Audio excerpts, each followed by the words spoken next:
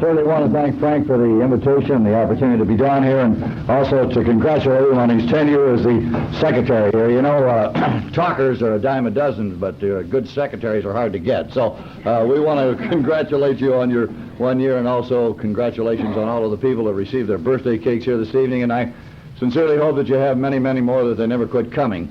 And to all of the new people that are here tonight for your first, second, or third meeting, or your first 30 days in Alcoholics Anonymous, which I think it's kind of sad, that we got to go through that for 30 days. It was tough enough when I came in, and they said, everybody here for your first 2 or 3 meetings, why, raise your hand. So, in three meetings, real quick. And now you got to go 30 days, and in groups like this, Christ, they make you stand up so we can all stare at you. It's a miracle we're getting any new people into AA at all anymore. But to all of the new people, why, we really are happy to have you. But if you got a drinking problem, I'll tell you what they told me. You never have to take another drink again if you don't want to.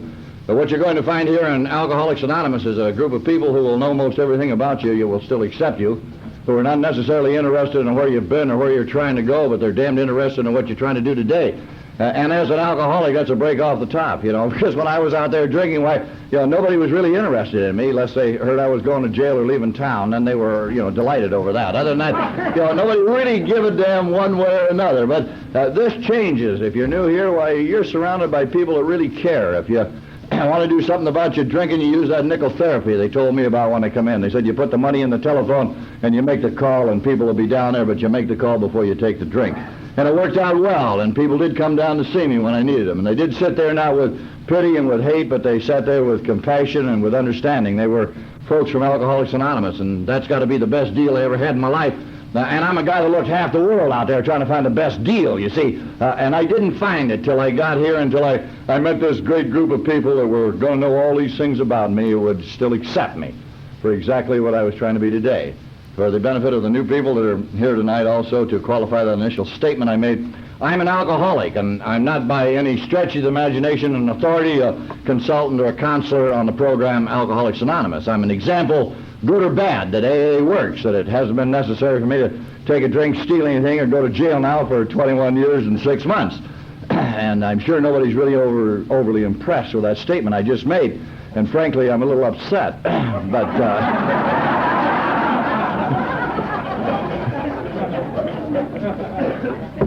But I'm impressed. You can believe that. And not only that, but you never know. As I mentioned many times, we may get a pension program going here. And if we do, I want to get credit for all my time. You see, now that I've got over 20, I'm vested, so I bring it up every time I have the chance. But to new people that are here, you find these things difficult to digest. You saw some folks up here tonight, and 3-year cake and a couple of 5-year cakes, and then you hear somebody make a statement that, 21 years, and you think, my God, this is a lifetime, and it's it's impossible for anybody to stay sober for those long periods of time.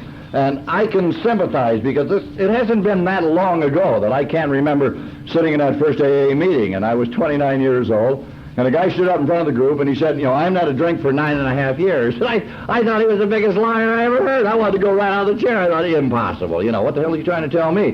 9.5 years out there in that rotten jungle, and he dealing with all them rotten people, and he doesn't sneak a hooker from time to time, and he's been doing that for 9.5 years, and he's honest, and he doesn't steal, and all. I couldn't visualize anybody going out there for that period of time. If this guy had said he hadn't had a drink for 9 weeks, I'd have gone up to him after the meeting and said, the hell you have, buddy, how'd you do that? I could understand the weeks, but not the years out there. And I didn't hear him, make that statement that he'd been making it one day at a time. And I think, this is paramount. It's very important for the new people. It is a one day at a time program, and I've been cutting it out there one day at a time. And I learned a long time ago that as far as my drinking's concerned, if I take care of the day, why, chances are the week's going to take care of itself. And well, a month and well, a year, and before you know it, why, hell, 21 years have run by. And it seems like yesterday that it's gone that fast. It seems like yesterday that I sat there in those early AA meetings, going through the mental gymnastics and wondering, what the hell am I doing here? Why am I an alcoholic? I wasn't overjoyed with the fact that I was an alcoholic and a member of AA. There wasn't much class to being an alkie in those days. I didn't run around the city of LA and tell everybody, I'm a 32nd degree alcoholic, got a pin here, and all that. And I sat, like I'm sure all young guys, or maybe just guys, period, and women too, sat there and went, why in the hell am I an alcoholic? My God, of all the things I could have been, Now, I didn't go down to my high school counselor and he said, Norm, what would you like to be? And I told him, yeah, man, I'd like to be an alcoholic. Marvelous. We got a program for guys like you. So I went out and tore him up for 15 years, and here I am. But that wasn't the plan. It wasn't the program. It was not a vocation. I sat there and went through it, of the rationalization. Why am I an alcoholic? And if you're new, I'm sure you're going down that road. At first, I blame my people, my family, my nationality. I'm Irish and Italian, and anybody, that's got that going for him's got to be hacked one way or another. Well, and I thought that was that was my problem with the booze. My people are all boozers. They're all heavy drinkers. They make it and drink it, and we do a hell of a job with it out there. But nobody in my family is alcoholic. That upset the hell out of me, I'll tell you. I sitting there and thinking, I'm the best in the family. Why have I been given the cross to carry that whole rotten outfit, And and once again, I'm blaming them, but that wasn't my problem. I come to find out, being Irish and Italian, all that really means is you're not overly intelligent. That's, it doesn't mean you're going to have any booze trouble or you're not going to have booze trouble, you see. So my people had no bearing on my alcoholism, nor did the environment or where I was born and raised. I used to think that was it, The guy said, how come you go to AA? The environment, man. I had a hell of a past out there. I'm born and raised in L.A. Anybody born and raised in L.A. has got to be hacked up, Well, that really isn't it, because and I know a lot of people came out of L.A., and they've never been drunk in their life, and they have never been to jail, so evidently the environment didn't play a part. I am alcoholic, and if you're new, maybe your problem's identical. I am alcoholic because of the whiskey I consumed, you see. I came to that giant conclusion after I'd been sober for a while. My trouble was booze. I drank that whiskey out there as hard and as fast as I could drink it. And somewhere in that lottery of my life, I crossed the invisible line that they told me about in AA, from the social aspect of drinking into the compulsive area, where one's too many and 1,000 aren't enough, where I'm looking for the answer to living out there in a quart of whiskey and I just can't find it, where my whole life revolves around booze and people that drink it and people that sell it. After 5 or 6 drinks, I got no control over what I'm going to do or what I'm going to say or how the day's going to end up. After 5 or 6 drinks, well, I want to keep going out there until there's absolutely no more left. I want to keep drinking until I'm straight out on the floor, And many times, you can get up off of the floor and go out, throw up, and start all over again, And I have done those things. I wanted to drink until there was no more left.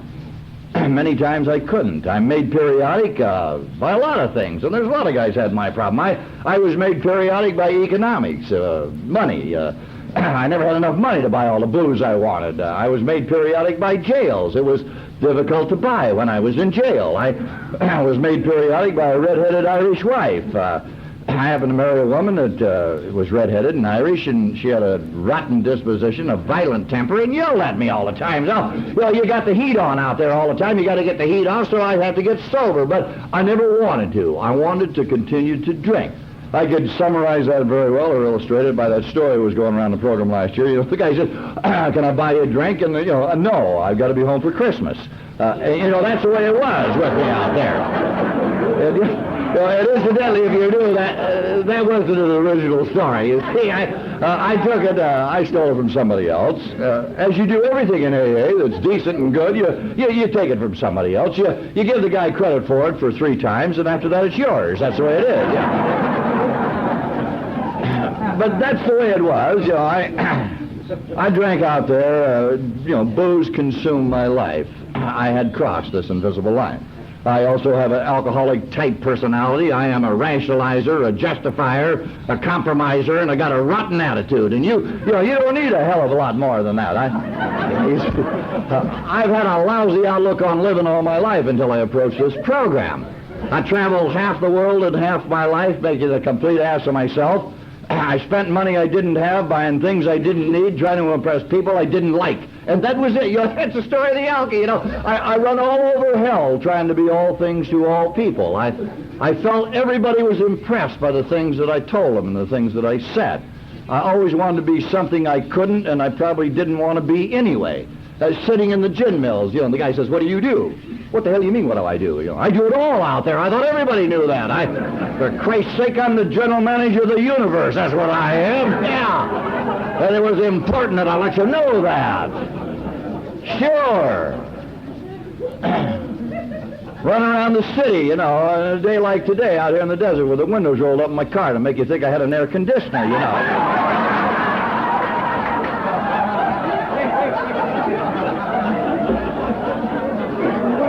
It never quit. And I came to the program and I found out all that I've been going through really isn't necessary, because I really didn't want to be on any of that. I really didn't want to do any of those things. When I came to the program, why, the guys, they laid it out. They said, don't impress us here in AA, friend. We've been impressed by experts in Alcoholics Anonymous, because everybody at AA is an expert. I'm sure you have none out here in the desert, but in my home group, we got a lot of them out there, Yeah. You come to my home group, and you ask us anything. I don't care what you want to talk about. We're going to answer one way or another. And if we don't know what you're talking about, we generally say, that's true. We go on from there.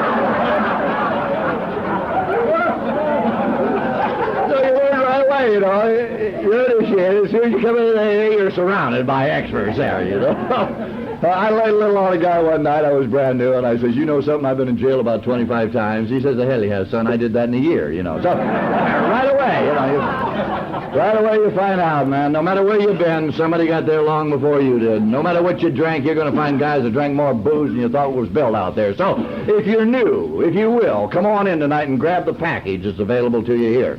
Take it on out there on that city street tomorrow and spend a day out there being yourself. It's a hell of an experience not having to justify your existence or compromise your life. Not if you don't want to. Just being able to be out there and be part of it, not coming from behind. What an experience it is. Tonight, if I may, I'd like to tell you a little bit about what I was like, what happened, what I'm trying to be like now, what the program of Alcoholics Anonymous means to me, and some things that I've used to stay sober. And I don't tell this story to impress anybody about the amount of booze that I consumed or the problems or trouble I had, but frankly, I don't know a better way to talk about the program. When a man says to me, how does AA work, it's pretty basic. AA works because of the AA book, and without the book, there isn't any program. And my sponsor and all these flaky friends, when I came in, they said, if you don't buy the book, you're going to get drunk. So if you're not going to get the book, you might as well get drunk now. You see, save yourself a lot of time. We heartily advise you to lay 3.5 on the line and get that book. And so you want to stick around, why, you got the book. And the book in those days was a calculated risk. It had that red and yellow cover. God, you could see it for 100 yards, So the night you bought the book, you put it under your coat and you went out with it, You didn't want anybody to think you were trying to improve your life. That's typical of an alcoholic. Didn't bother me laying around in 11 western states and all them drunk tanks. It didn't bother me a bit. As a matter of fact, I thought it was rather funny from time to time. But change all that. No, don't let them know. Oh, God, I don't want anybody to know that I'm trying to be a decent citizen out there. Don't let them know I go to Alcoholics Anonymous. So that, of course, you don't have to go through. Alcoholics Anonymous is a fine place to be, and the book is where it is. We got a little inflation going. It's running about 4.5, but so's 10 high. So it's kind of a break even when you lay it out. The book is the way it works. Number one. Secondly, it's one drunk talking to another drunk, and between the two of you stay sober. Now, what do a couple of drunks talk about out there? They talk about all the hack and the hustle they had on the street. They talk about coming to the program and finding a better way to operate. They talk about things that they're using today in order to stay out of trouble. And to me, this relates to what I was like, what happened, and what I'm trying to be like now. I've told you a great deal about myself. I'm a guy with an attitude problem. And if you got an attitude problem, you got a hell of a problem out there, because life and living is a matter of attitude, is it not? More so today than any time in my life. If I wake up in the morning and I got a rotten attitude, I got a rotten day. That's the way she's going. All the signals go against me, and the freeways are jammed, and the people I'm dealing with are terrible people. And this continues on until I have a change of attitude, and I wake up in the morning with this different attitude, and the signals now go with me, and the freeways aren't so jammed. And I'm seeing some of the same people, and I'm amazed at how, in such a short period of time, they've had such a marvelous change of attitude, you see. So I recognize today that my life and living is a matter of attitude, as it has been all my life, because the attitudes are what brought me the problems and trouble. Hell, I was going to jail before I ever started drinking. I was picked up not as a drunk in the beginning, but as a thief in the beginning. You see, I happen to be a thief by trade. I'm an alcoholic by absorption, and that's the long and the short of it. I opened up the midnight auto supply in the San Gabriel Valley, and that consisted of, hooking them car parts out there. It all began popping hubcaps, and found I'd make a little money at it, and we just kind of branched the program out, and got pretty messy gathering up all that crap. We just stole the whole car. So, the business has moved out. And, I loved every minute of it, and I could talk about it forever, but if you've never been there, it's hard to understand. If you've never laid on the floorboards of a man's car and you're getting his radio out, and your buddy's out in the street and he's saying, man, Norm, that guy's coming out the door. You got about 3 minutes. God, you get that instantaneous exhilaration. You know, you just kind of start shaking and the sweat runs and you die and you live, and I loved it. Man, I just liked doing it. I always felt God give everybody something, and I suppose that's what he handed to me. Was cut through the business, and it never stops. You know, coming in tonight, as Maury was getting out of his car, I noticed his car too. And as a matter of fact, I noticed the whole parking lot out there. You know, what an ideal setup, and you really wonder if they're still working. I'm sure they are, but that was the beginning, and that was the end of my career as far as being a criminal was concerned, because I was arrested, and I went in front of a judge, and I was sentenced to go out to the Whittier Reformatory for 7 years. Through circumstances, or maybe the juice, I really don't know. This thing was broken down, and the release came, and I came back to Los Angeles. But I had no change of attitude. I'm still looking for the synthetic existence, for the fantasy land. And booze is a natural. Booze got me into the fantasy land. Disney's late, isn't he? You know, I've been in that fantasy land all my life. The dreamer out there. It all began about 1940, Easter week in L.A. Balboa Beach, the Rendezvous Ballroom, Stan Kenton and Padre beer. Man, what a hell of a deal. We'd suck on that old Padre and get a little buzzy, you know, and go in the dance hall, and you always acted 4 times drunker than what you were, and dance with the dollies and breathe on them. Ooh, I don't know, girls got that booze out there. You know, the big operation. I like being a big operator, and I am not alcoholic. Not in the beginning. I kind of worked at it. I had a lot of fun, didn't get in a lot of trouble in the early portions of it, but I moved out of that old Padre into that Rainier Ale up to 10 High whiskey, and let me tell you, when I got to that whiskey, I got the finest thing made since money and girls. Because, you know, one thing about drinking whiskey when you drank her, man, from the first jolt, it brought you to attention right now. That's what I liked about it, and it got you moving, that whiskey. It got you downtown, and I want to get downtown now. I've been in a hurry all my life, obviously, and that whiskey gets you going out there. That's what I like. They got you charged up. And that 10 High, by God, economically, you never made a better buy in your life. Yeah. 65 cents a pint, I think, in those days. How you going to beat it? And you felt every loving drop. It burned, man. It burned, going and coming. Yeah, in the early days when I was training, it used to come up, you know, and run on my nose and made my eyes water a lot, you know. And one of your close friends standing around going, ain't that good? No, it's so good you can't get your mouth open. It's so good, Jesus, yeah, you know. But you keep at it, and you get to the day where you acquire the taste that I can remember I could drink a pint of 10 High and never heave a drop, you know, and you felt, yeah, you're there now.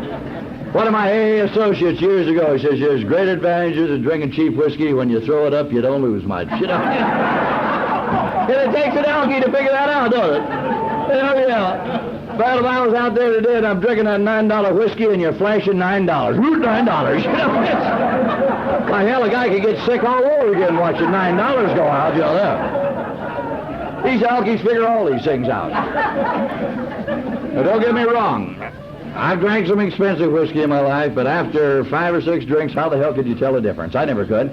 You know, if a guy comes up and offers you a drink, did you ask him, you know, did you ask him to qualify it? You know, what kind of whiskey you got? You know, if you're a full-blown alky and the guy offers you whiskey, so let's go. That's all, you know.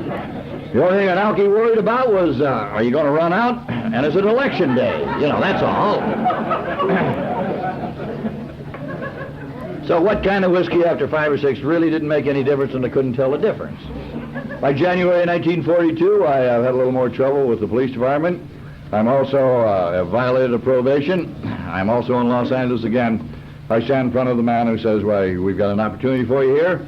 You can either go to jail or go in the service. Well, you know, that's not much of an opportunity when you start and figure that out. Well, I've been to jail. It wasn't too good a deal, so I thought I would go in the service. We were in a state of war, and I was in a state of shock. It was January 42, and I made the decision I would go in the United States Navy, and that was another one of my bad decisions. My life has been filled with bad decisions. When I got into the United States Navy, all the enemies I had in L.A. joined the Navy the same day I did, you know. And there's created a hell of a lot of problems. I was a disgrace to the United States Navy, and every ship's captain I served under, and myself. And booze was a primary factor. Couldn't get along with it, and I couldn't get along without it. I'm to that point now. I'm now starting to really rationalize and say, why me, and going through all of this. I blame other people and things rather than the true cause of it. I have 3 court-martials. I have 11 and a half months in the Navy pen. up there on the top of Goat Island. I have 60, 70 days solitary confinement on bread and water. I have some other miscellaneous things that aren't important, but all directly due to booze. You see, if I'm not boozing, I don't have any trouble, but if I'm boozing, I got a hell of a lot of trouble out there. I was fortunate in the respect I was able to fulfill my commitment of 4 years. I was discharged out Christmas Eve in 1945 and came to L.A. in 46. And the only reason I didn't get a kick out of the service is like most alcoholics. I believe, most alcoholics, 80, 90% of them are damned hard workers. They've got to be. An alcoholic has got to work 25% harder than anybody else just to stay even out there, isn't that right? Well, we get around like on Tuesday morning and visit some of these corporations or companies, and you see a guy going all over hell on Tuesday morning. Why, he's doing 4 or 5 jobs at one time. 5 gets you 10, that guy's an alky, He missed Monday. There he goes, Tuesday, Got to give her hell out there. Sure, he's got the heat on. Absolutely. Always coming from behind. If you're married, why, you go home, If you got the heat on, why, you wash dishes, mop the floor, scrub the walls, paint the house, get the heat off. He's gone again out there. I spent a lifetime, heat on, heat off. Guys should never quit. And I'm sure this is the reason I didn't get kicked out of the service. I was discharged out, and as I mentioned, come back to L.A. in 46, and in 46, I had the opportunity to hear about AA. God moves in strange and mysterious ways. And no matter what you do or you don't do, that's the way it's going to work out. How many times in my life or your life have you said, I won't do that, I won't go back there, but yet you find yourself back in this position? Out of all evil, a certain amount of good has got to come from it. And these things move in these strange ways. I haven't obviously the background, the education, vocabulary to explain these things. I only know that they happen. And 1946 is a prime example. In 1946, I was arrested 4 times. I've got 2 502s and 2 plain drunk. On the second 502, I stand in front of a judge, and the judge says, a year in the city jail, suspended, 3 years probation. Your probation stipulates that you can't be in a place that serves or sells alcoholic beverages. If I hear about it, you go in the can, or jail, or whatever he said. And I knew enough about that judge to knew he wasn't lying, because that judge and I had kind of grown up together. We had known each other throughout the years. Our careers had gone hand in hand, you might say. He's a smart operator. This guy got up on the Superior Court bench, and I want to let you know, I'm no meathead. I'm right with him again. There you are. Well, that day when he says a year, I was scared to death. And I knew that if I came back to that city, I'd get drunk and I'd go to the can, so I made a big decision. I said, I won't come back to this town. Isn't that a big decision? Very brilliant. I stayed out of it a couple of months. I was down in one of the beach cities one evening. It was going very well. I was drinking down there with a couple of high rollers, and I committed the cardinal sin. While I was drinking, I began to think, and that's a bad deal. You should either think or drink, but don't get them both going at the same time. Now, I got to thinking about that rotten judge, in that lousy town, and this is a free country, and God knows I'm a veteran. Yes, you'll rationalize that out. So I got my car, drove 75 miles back to that city, went down to a joint called the Green Terrace, met another friend of mine. We got in the car, closed the place, came out, went down a couple of blocks, a car pulled in front of me. I didn't see it, I hit it, and I ran from the scene of the accident because I was scared to death again. I find myself being pinned up against the car, cuffed and taken down and locked up. I wake up in the morning and dig out the book and slip and see they got me on a 501 felony, drunk driving, hit and run, bodily injury involved. And but for the grace of God that looks after damn fools and drunks, why 4 people didn't die that night. As you know and I know, alcoholism is a game of seconds and inches. That much, that fraction of a second. Had I been over that 3.5 feet at the broadside of that car and the rate of speed I was traveling, I would have killed all 4 people. There isn't any question in my mind that God looks after damn fools and drunks. That you're going to get so many chances out there in this lottery of living. They give you a fistful of tickets when you check in, and they say go, and you go. And every time you mess up, they got to have a ticket.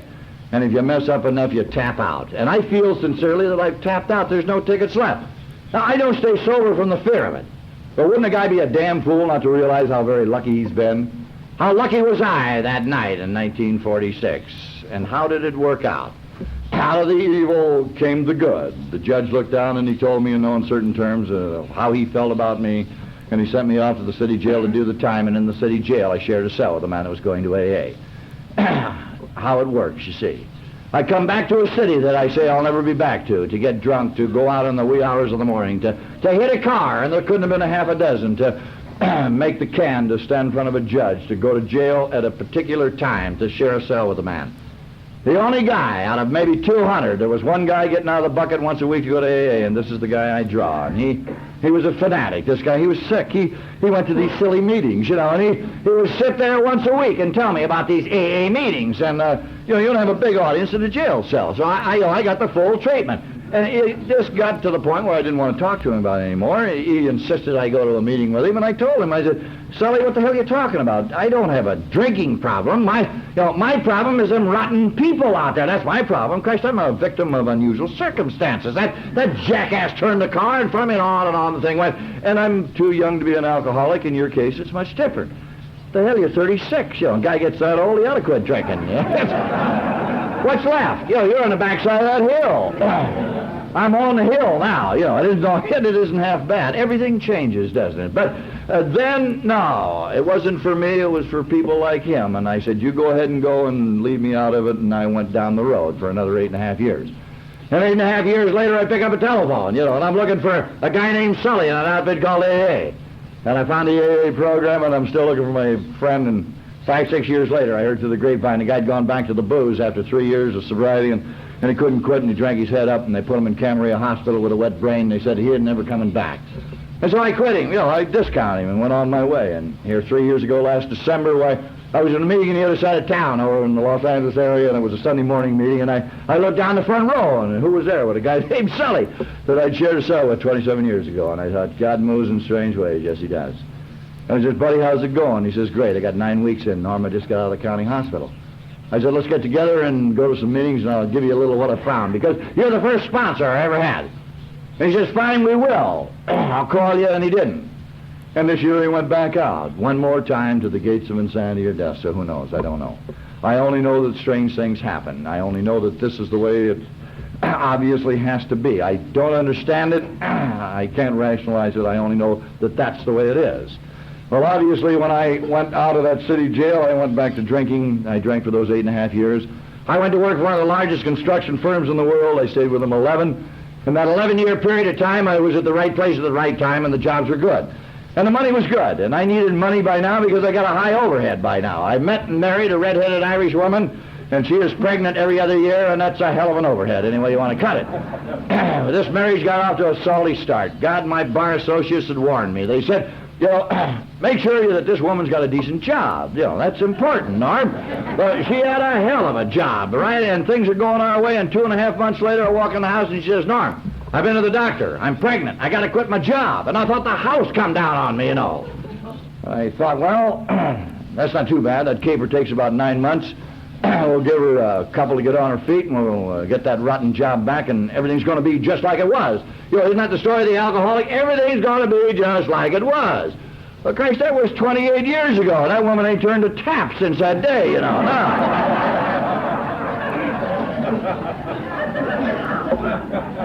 She got herself in that shape 8 times before it was all done. It was incredible. I used to sit there in the bar store and they go, how in the hell can this keep happening? I'm rarely home anymore either, you know. So I've got a big overhead. And I'm a bar drinker, and a bar drinker packs a hellacious overhead. It's not like a home drinker. Old home drinker's a low overhead drinker. But I never felt that the home drinker really reached his full potential. He doesn't get the coverage out there. You know, who's around the house to tell how good you are, huh?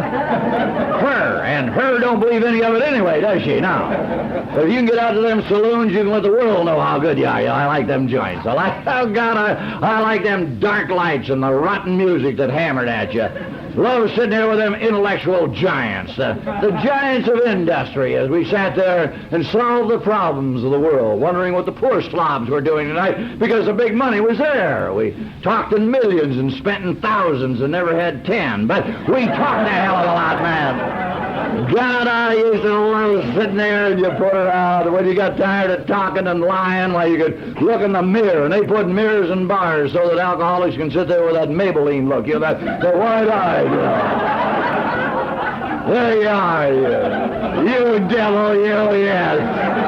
Oh, God, yeah. You got it all going, huh? Good looking and well built. Yeah, you bringing that drink up and you notice your arm, you Christ, you killer, you, yes. 155 ring and wet in them days, I couldn't lick my lips, you know. That whiskey really brings it in, doesn't it? You get you drunk some nights, you can't remember whether you're a lover or a killer, you know. You don't know what face it makes, isn't it? Wonder why all the dollies aren't down there, huh? You got that $30 smiling Frankie Gordon suit on, you got 50 cents worth of whiskey spilled all down the front of you there. Got a little chili on your tie. You're a snuff dipper that's running down the side there, you know. I smell bad and I can't talk. And yet it's one of the most romantic periods of my life sitting there. If I got to go to the men's room, it's all over, isn't it? The big kludge out in the middle of the floor out there. Or you get into one of them men's rooms and it's one of them pay toilets. I used to think pay toilets were plots against alcoholics. You know, you never had the right change. You get in there and you can't get in the damn thing, you know, and you still got to go. So you look around and nobody's there. You kind of slide under the door. And that's degrading for a high roller, you know, going in under the door. I'm sure there's some old door sliders here tonight. Takes the press right out of your suit going in. It's hell coming out, too, I'll tell you that, you know. You were drawing an audience. Here he comes, that boy, yeah. How the hell can you lose a car, you know? And I want to tell him. It's easy. Yeah, really. You just get a little drunk out there and lose them. And I think one of the highlights of the alcoholic's life, the ultimate, is the night that he finds his car. It's kind of like a spiritual experience. You're walking down the street, and there it is, you know, like, my car. It hasn't been impounded. I love your car. God, you open the door and you get in and go to bed in there. And a lot of car sleepers in AA. You see a guy walk into his first meeting, he's coming like that, he's a car sleeper, no question about it. Had his head screwed up under the armrest all night, you know, had the door handle stuck in his ear. Wake up in the middle of the night and you're sick and you think your window's down, it's up, you ooh, that rat. Knock the hell out of your head, throw up in your lap, and you sit there and say to yourself, you know, drinking's fun. God love it. Having a lot of fun out there. My problem is I got some bad whiskey. LA's got a lot of bad whiskey these days. I got to get the hell out. I got to get back down to Big Spring, Texas. They had good whiskey in Big Spring, and they love me down there. Or was it El Paso where they loved me and had good whiskey, or Dallas, or Fort Worth, or Seattle, or Moses Lake, Washington, or Albuquerque, or Tucson, or... It was always going to be different once I got back down there, wherever there was, and it surely was. It was different. It was worse. It never got any better. It kept getting worse. But I trudged down that road thinking somewhere, someday, it's going to change. Year after year, why, little by little, the booze got every loving thing I had that meant anything to me. Year after year, I'd come on in to the house and go through the routine of the redhead to stand there and promising her the world, saying, baby, give me a break, you know. Don't throw me out. I got a hell of a deal. I'm going down to see that priest she was telling me about, and I'm going to take another pledge, and I'm going to do these things. A schemer. And year after year we'd scheme, and year after year I'd stand there, and she'd say, you're drunk again. And I'd say, who, me? And she'd say, yeah, you. And I'd say, do you know who you're talking to, you know? We had a hell of a dialogue in that house. And then she'd mimic me as only them Irish can do. You know, do I know who I'm talking to, you know? I said, you shut that Irish mouth, I'm getting out of here, boy, and I mean it this time. I'm never coming back. This happens sometimes when you have your best friend with you, your new business partner you met in the bar last night. You invite him home. The reason he's coming home with me is, hell, he don't want to go home alone either. You know, he's scared to death of me. You know, he's standing there, I said, you embarrass me in front of my best friend. And I couldn't think of his name, you know. Now, you don't apologize, I'm going, and she go down and throw my clothes out. And you pick up the clothes and you pack them out to the car. The clothes packing Alki. He's a joy to the neighborhood. You get tired of watching the telly, watch the Alki. There he goes, you know. Marvelous. Well, even this changed, you see. I went home one day and she wasn't even sore at me. No, she just said, Norm, you're a drunken bum. I can't tolerate it any longer.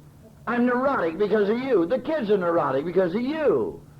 You know, night after night, we wonder how you're coming in. You're going to bust up the house tonight. You're going to stand there with that gun. One night it goes off, somebody dies in the house. I've spent a lifetime looking through the front room window waiting to see your car come home. And every time it doesn't come in, why, you age me a little more. And every time I hear a siren run, I think, my God, the police got you. Or they're trying to find you dead in the street. Norm, you're not coming home anymore, do it. So I can't go through it any longer. You drug us down the gutter as deep as you're going to get us. I call an attorney. I've asked for separate maintenance. There's a restraining order against you. You don't live here. Don't send any money. You won't get that far ahead. Just get the hell out of our lives. I'll always love you. But you tore out all the feeling. I got no feeling for you, one way or another. And so you trudge out to your car, and one more thing is gone. And you say to yourself as you drive away, why me? As you know and I know, you drink enough booze long enough and hard enough, and it's just got to work out that way. Sure, there's isolated cases that people put up with that crap for 30 years, always hoping that jerk's going to straighten out. 30 years they watch him flop in and out of the house. 30 years of picking up the pieces. 30 years of lying for him. 30 years of listening to them promises you can't cut. Hell, I wouldn't put up with it 30 days, let alone 30 years, but it does happen out there. God gives him a lot of strength, he does. It's kind of a left-handed thing he hands down to him. To the new people, though, don't get me wrong, this isn't something we can guarantee to you.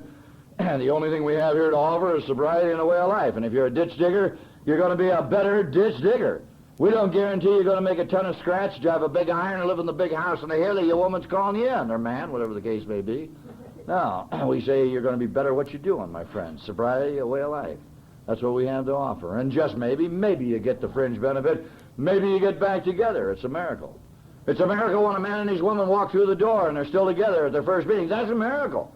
You look at that guy, he's sick and hung out. You look at her, she's sick too in a different way. Look at her eyes, there's a story there. The story says, this jerk's tried everything in the world and it won't work.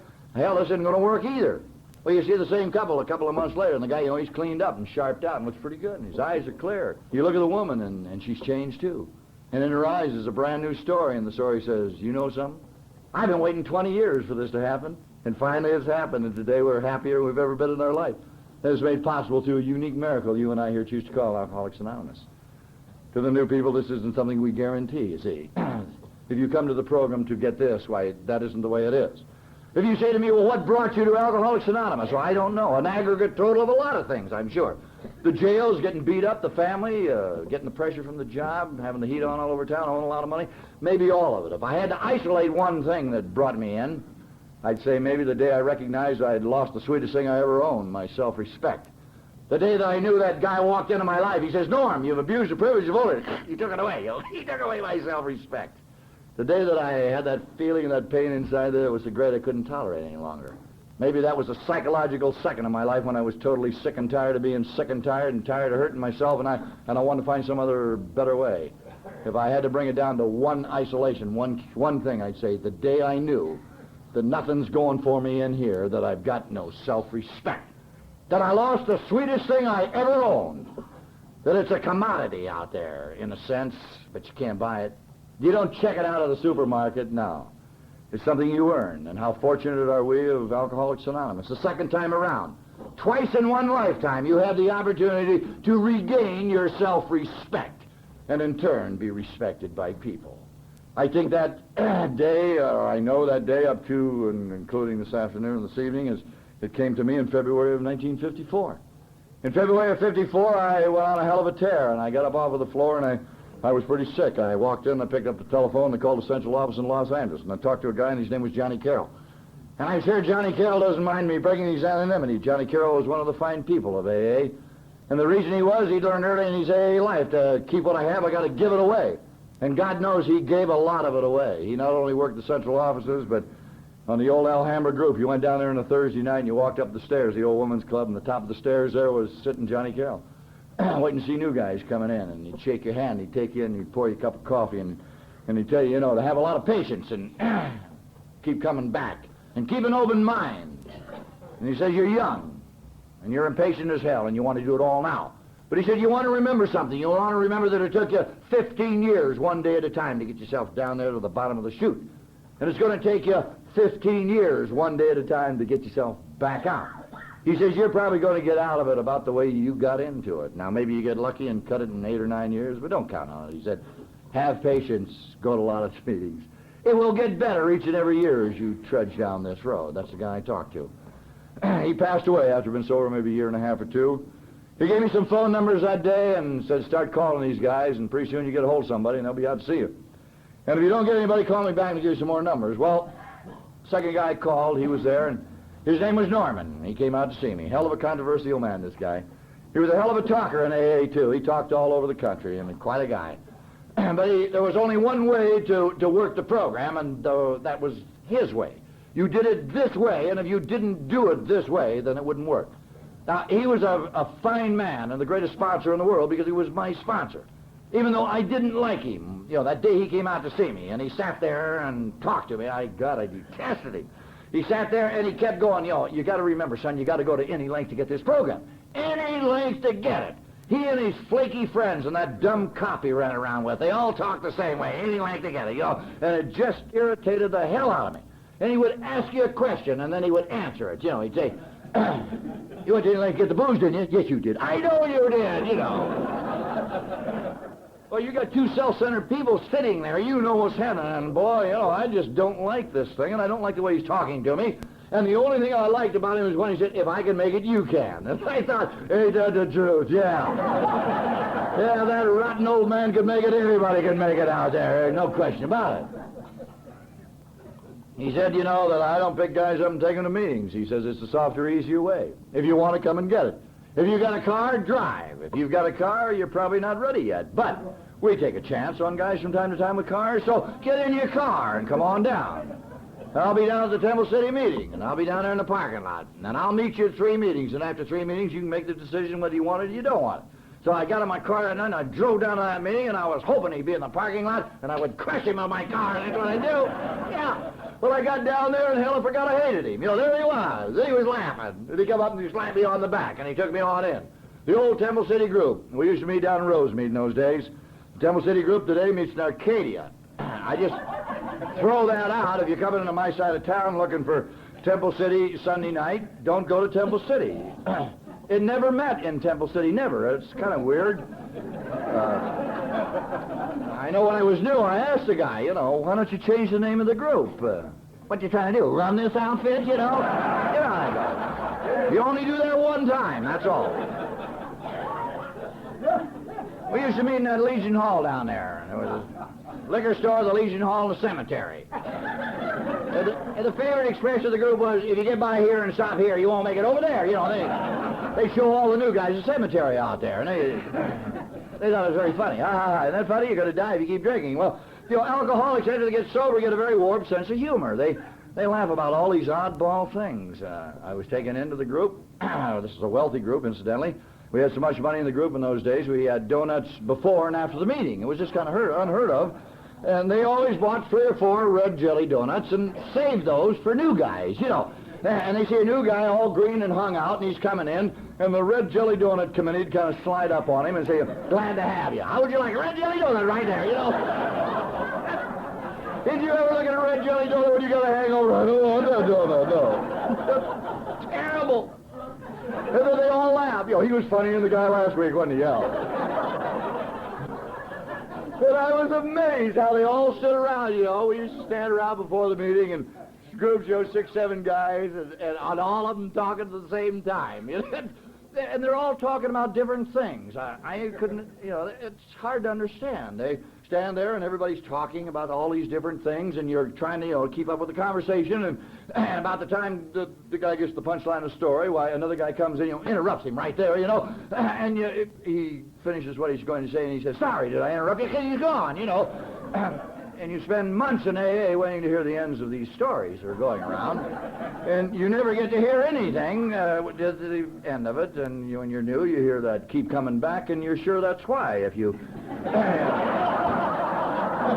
you're sure, but it isn't, really. And you know it, and I know it. But, Alcoholics Anonymous in the beginning is a very confusing thing. What the hell are these guys talking about? They're talking about things I've been hiding all my life. Going to jail and divorces and all that. I didn't talk about any of those things. And this isn't enough. No, the meeting begins, and the guy stands up in front of the group and begins to tell everybody what a jackass he is, He talks about being beat up and going to jail, and they laugh, and the more he gets beat up and the more he goes to jail, the more they laugh, And guy's there, he talks about drinking this Jamaica ginger. He gave him the Jake leg, crippling him up so bad, put him in a hospital for about 2 months, and the audience was hysterical. And my sponsor was like Maury's wife, Vera. He's a nudger. I think all sponsors are nudgers. He's sitting there going, did you hear that? Did you hear that? you know, you want to say, I'm not deaf, for Christ's sake. Yes, I heard it. But I don't know what he's talking about, you know. I really didn't know what he was talking about. I had been around a little bit, but I hadn't really been around. I thought, hell, I can't make it in AA. How can I? I've been in 25 jails to drink a little Vitalis. You know, I really haven't been out there. And so you get to thinking, well, maybe I got some more time. But this talker and all the talkers I ever heard in the early years always made it a point to qualify the statement by saying it don't make any difference what you drank or where you drank it or how old you are. It's what it's doing to you. And if it's tearing up any part of your life, you don't have to go any farther.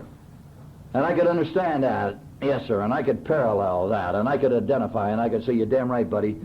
You better believe it, it's tearing the hell out of my life, and I surely don't want to go any farther, and you said I didn't have to go any farther, and I believed that guy that night. I may not have believed anything else, but I believed him when he said I didn't have to go any farther if I didn't want to. I've been looking for that guy all my life, all my adult drinking life, and I never knew it that night. I traveled half the world trying to find him and couldn't grab it. I'd even gone home and saw my people, and my people, I thought they had it. They tried to give it to me, and they couldn't grab it. And I saw my woman, and my woman tried to lay it on me, and I couldn't get a hold of it, and the kids come up and says, knock off the booze, and I tried to grab it and couldn't do it. And I saw the priest, and I went to the doctor, and I tried to grab it out there, and it wasn't there. And in February of '54, I sat down at the meeting, and I looked up there, and there it was. There's what I've been looking for all my life. There was sobriety and a way of life. There's a guy that knew all about it. He come off the city street, and I could identify. And he said, it's going good. And I knew it was. Alcoholics Anonymous is a program by example. If you like what you see, you come back here to get it. What he is speaks so loud, I cannot hear a word he says. If I heard it once, I heard it 50 times. By example is the program. Stood that man that night who had been through all those things, and he's clean, and he's sharp, and his eyes are clear, and he laughs, and he's running threads. Geez, that set of threads probably run him 150. I'm thinking, if he didn't get nothing else from AA, didn't he get a set of drapes out of it? Man, that's all right. Yeah, I'll stick around a little bit and give me a set, too. I am impressed with how he looks, by example.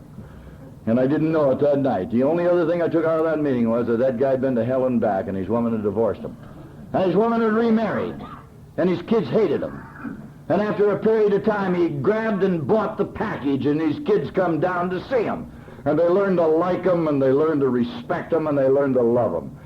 And if I'd have looked around that night, I'd have seen 3 or 4 of these tough AA guys sitting there in that AA meeting, and the tears were in their eyes, and the story was told. They laughed because they were miserable, and they cried because they were happy, and they called it Alcoholics Anonymous.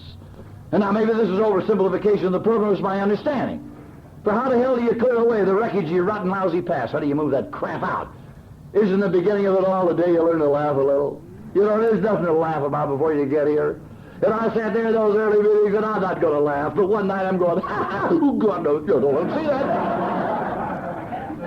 But you start, and boy, when you do, it's like 1,000 pounds come off your back, and you start to bring out the garbage, and you start to clear it away, and you put yourself out there into a position to grab the package out there, to get the whole thing. Yeah, you feel something for somebody else, maybe, huh? Maybe you're sitting in an AA meeting on a birthday like tonight, and people stand up, and you get all choked up and emotional over it. And you're not emotional for yourself, but for somebody else. The first time I could ever remember feeling something for somebody and not wanting something in return was when old Frank W., guy come from my business, the construction business, and he and I did a job together up in the San Joaquin Valley. Heavy equipment operator, one of the rottenest drunks I ever knew in my life. He was so rotten he got 86 out of the Tulare Hotel for life. And, man, you really got to be rotten to get 86 out of the Tulare Hotel, you know, for a day, let alone for life, because the Tulare Hotel's a rotten place to begin with. But I'm sitting in an AA meeting, and I look up there in South San Gabriel, and there's old Frank. And I thought, Jesus, you know, I'd missed him. And there he was. And a woman come out of the door, and she's carrying the cake. She's got 3 candles on, and he bent down and blew out the candles. And this big tough guy, this guy goes 200 pounds, and this big tough guy is standing there, and the tears are just running down his cheeks, and he makes a very profound statement. He said more in 7 seconds than I've said in 45 minutes. He said, man, I never had it so good. And I felt myself being choked up, and I felt the tears come to my eyes, and I wanted to leap out of the chair and say, Frank, baby, tell me what it's really like. I'm so happy for you.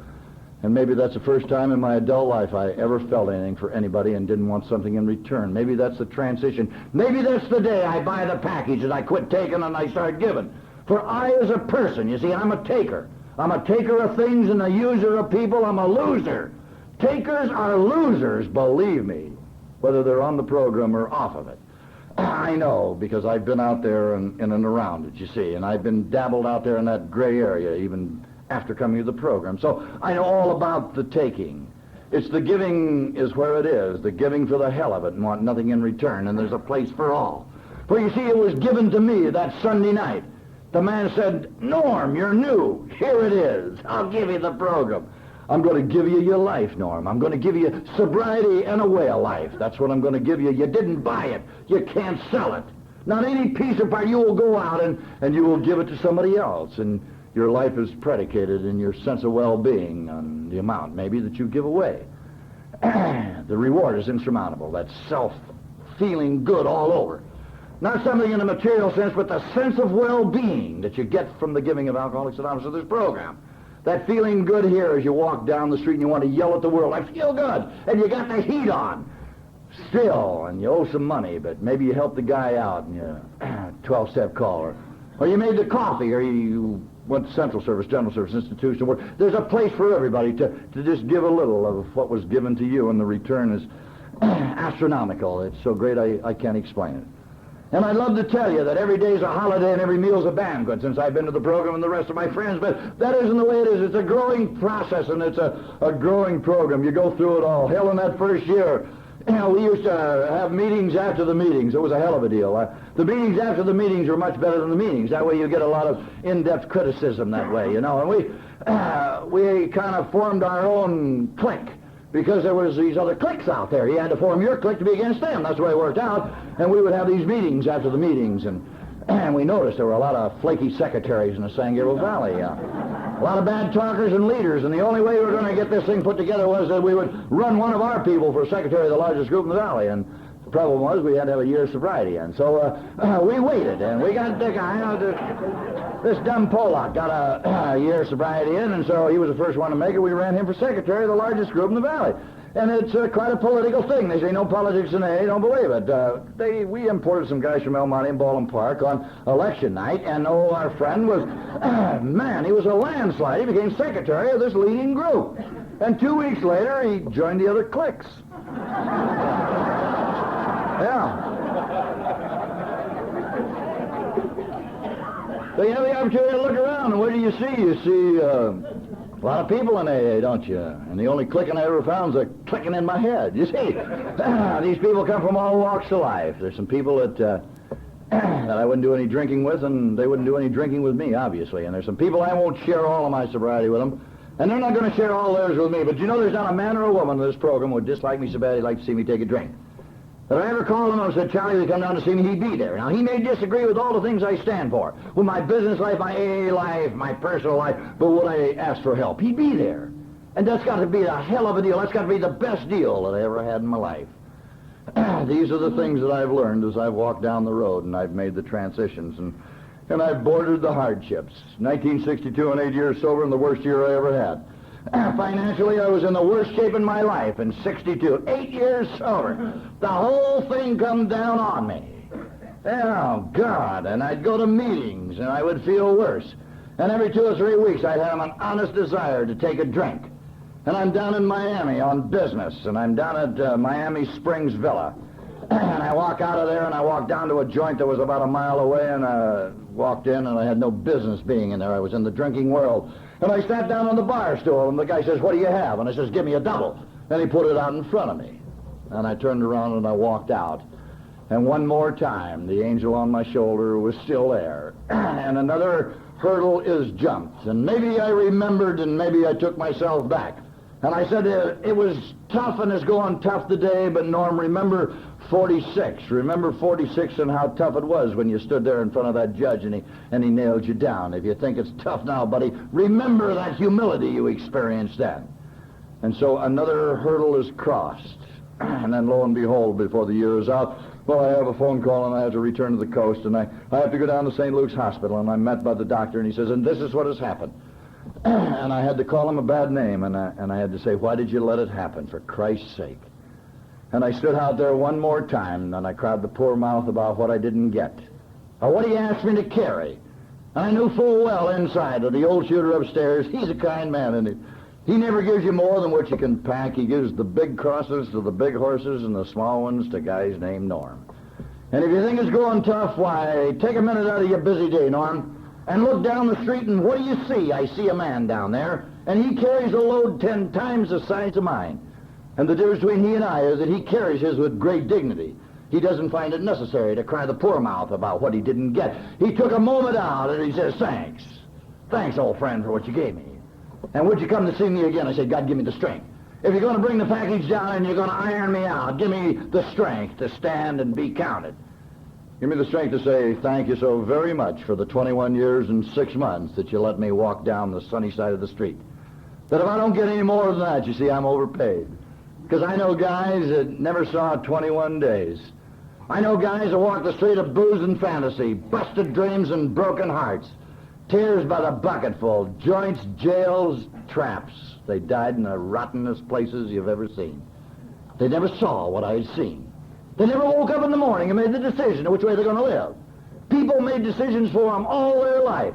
When you're drinking and you're drunk and you're alcoholic out there and you're coming from behind, the world makes the decisions for you. They tell you what you're going to do. You come to scratch, buddy, or you get the hell out of here. And my woman says, knock off the booze and get out. And the bank says, get the money, we get your car. And the boss says, the next time I catch you drinking on the job, you're through. Get the hell out of my office. I want to tear his guts out. I wanted to cut him up, but I didn't have the nerve. I couldn't do it. I'm coming from behind. I got to have the job. I got to have the money. And so I ate it out there, but not today. No, not today, you see. Not today. I got up this morning and I selected the way that I'll live. 90% of it. I will pick it. I know full well I don't have to justify my existence out there to anybody. I don't have to stand and be counted like I used to, no. And I don't have to compromise my life, not if I don't want to. I can go on out there on that city street and I can perform a function. And I can be part of that race and a competitor. And I can feel respect for myself and in turn be respected by people. And I can talk to folks and I can look them in the eye and they not hang my head. And I can pick up my piece of the action out there if this is necessary. And I can finish that day and get into a car and drive home to a house where I live and be met at the door by a woman, and she'll be my woman, and she'll be redheaded, and she'll be Irish, and she'll be glad I'm coming in. And she called me up one day and she says, there's a hell of a rumor in L.A. We understand you ain't drinking. Everybody says you smell different, you act different, I want to see you, So I went home to see her, and I've been going in ever since. And I'm respected there, and nobody cried at my house today because their old man was drunk. Haven't heard a kid of mine scream at me for years for me not to hit their mother. Watched them go from small ones into big ones. Sent them out there to them schools out there and watched them get educated. Had a couple that went to the professions. I've taken daughters downtown and I've bought them their first pair of high-heeled shoes and prom dresses. I've seen them move from chickens into women. I felt the respect in their eyes because I'm their old man. I've taken daughters down aisles and given the jackasses they've married.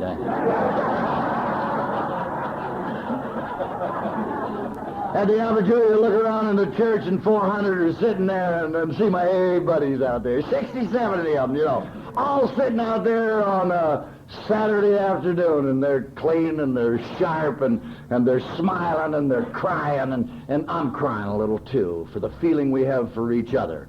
That thing that you can't put your hand on, just a feeling that one drunk has for another, because we're clean, you see.